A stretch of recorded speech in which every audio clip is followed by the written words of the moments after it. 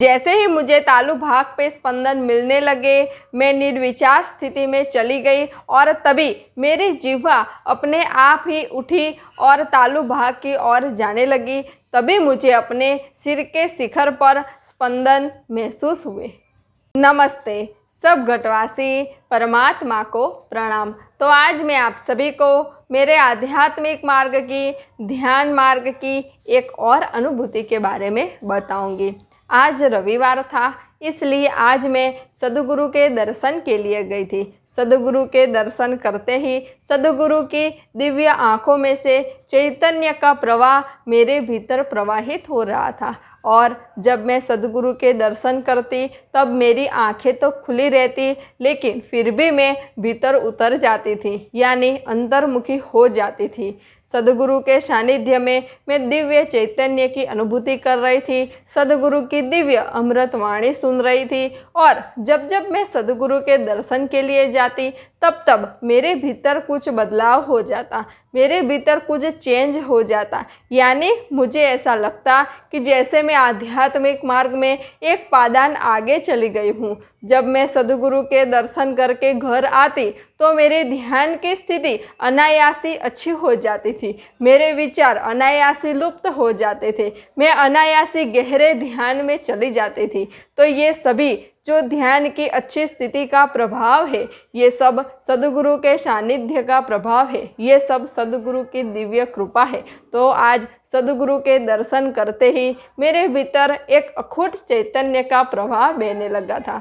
सद्गुरु के दिव्य दर्शन करके मैं घर वापस आ गई और फिर घर आकर मैं अपने ध्यान कक्ष में आई और ध्यान के लिए बैठ गई। तो आज तो मैं सद्गुरु के दर्शन करके आई थी, इसलिए आज तो ध्यान की स्थिति भी बहुत अच्छी थी, मुझे कुछ भी विचार आ नहीं रहे थे और मैं आंखें बंद करके ध्यान में बैठी हुई थी।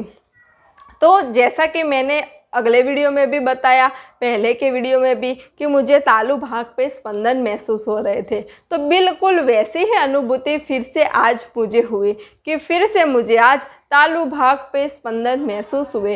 तो जैसे ही मुझे अपने तालु भाग पे स्पंदन महसूस हुए, मैंने अपना पूर्ण ध्यान अपने तालु भाग पर लगाया और जब मैंने अपना पूर्ण ध्यान तालु भाग पे लगाया तो मैं अनायासी निर्विचार स्थिति में चली गई और जब मैं निर्विचार स्थिति में चली गई तो मेरी जिह्वा अचानक अपने आप ही उठी और वो तालु भाग की ओर जाने लगी, जैसे वो तालु भाग पे कुछ ढूंढ रही हो, ऐसा मुझे लगा। जिह्वा उठी और तालु भाग पे जाने लगी और ऐसे घूमने लगी, जैसे तालु भाग पे कोई द्वार हो और मेरी जिह्वा उस द्वार को ढूंढ रही हो, ऐसा मुझे लगा। मेरी जिह्वा तालु भाग पे घूमती रही और जब जिह्वा तालु भाग पे घूमती तो मुझे तालु भाग पे बहुत तीव्र स्पंदन महसूस होते और जैसे ही मुझे तालु भाग पे स्पंदन महसूस होते, मुझे अपने सिर के शिखर पर भी तीव्र स्पंदन की अनुभूति होने लगी।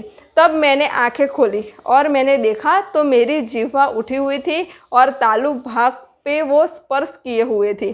फिर मैंने देख के फिर मैंने वापस से अपनी आंखें बंद कर ली और मैंने अपना पूर्ण ध्यान तालु भाग पर लगाया। तो आधा घंटा मैं ऐसे ही बैठी रही, फिर मैंने आंखें खोली और जब मैंने आंखें खोली तो मैंने देखा कि मेरी जिह्वा अब अपने स्थान पर ही है। तो फिर मैं मेरे ध्यान कक्ष में से बाहर आई और अपना कार्य करने लगी। तो मैं भले ही खुली आँख से कुछ भी कार्य करती थी, लेकिन मेरा ध्यान तो सदा भीतर ही रहता था, मेरा ध्यान तो सदा उस चैतन्य पे ही रहता था। तो इसलिए मैं अपना कार्य कर रही थी और मुझे थोड़े थोड़े तालु भाग पे स्पंदन भी मिल रहे थे, तो उस स्पंदनों की मैं अनुभूति भी कर रही थी। फिर रात को मैं जल्दी ही सो जाती थी, क्योंकि मुझे सुबह जल्दी उठना होता था 4 बजे, इसलिए मैं रात को 8 बजे ही सो जाती थी। तो आज तो मैं रात को 8 बजे ही सो गई। तो मेरी देह तो सो गई, लेकिन मैं भीतर से जग रही थी, यानी मैं जागृत अवस्था में थी। मेरे भीतर जो कुछ भी मुझे अनुभूति होती थी रात को भी, उस अनुभूति को भी मैं अनुभव कर सकती थी। भले ही मैं सोती थी, लेकिन मुझे ऐसा ही लगता था कि मैं भीतर से जग रही हूँ।